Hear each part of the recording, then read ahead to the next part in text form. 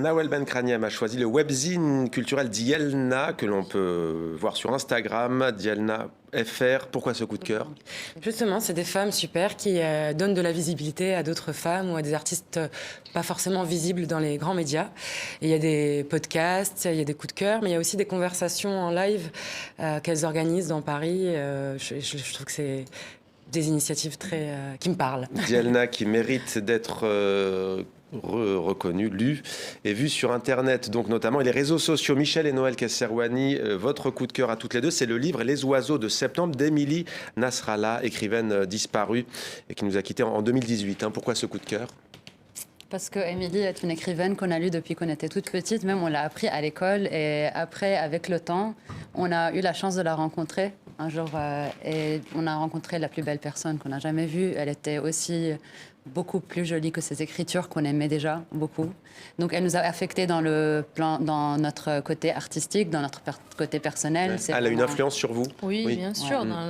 Dans nos écritures aussi, ce qu'on fait maintenant étant aussi hors du Liban, Et surtout que ce livre, spécialement, s'appelle Les oiseaux de septembre et le thème, c'est l'émigration aussi. Donc c'est aussi un thème qui est très important. Le coup de cœur d'Omar Gabriel et Cyril Bassil, Mirella Salamé, alias Ella, c'est une artiste pluridisciplinaire, queer et féministe. Cyril peut-être, alors on va voir tous les deux, mais peut-être Cyril d'abord. Cyril, pourquoi ce coup de cœur? Parce qu'elle a un rapport très fort avec la Terre, avec tout le réchauffement climatique et les grosses crises que le climat traverse à travers le monde, de voir le travail de Mirella qui connecte notre âme, notre présence à notre terre et qui utilise des matériaux naturels pour faire des œuvres comme vous voyez là sur l'écran. Je trouve que c'est très important. Enfin, je sais qu'au Liban, avec la crise et tous les problèmes qu'on traverse en nature, nous soutient encore et nous aime. Donc, il est temps de l'aimer un peu comme Mirella le fait aussi. Omar, juste un petit mot peut-être sur cette artiste qui utilise aussi son corps d'ailleurs dans ses œuvres. Oui, bien sûr. Premièrement, parce que je suis une femme du Liban qui continue malgré tout de travailler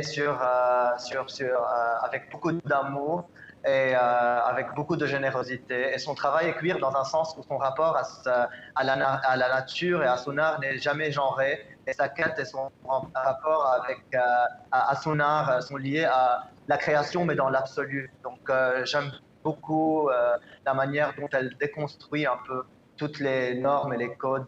Et, elle est excellente.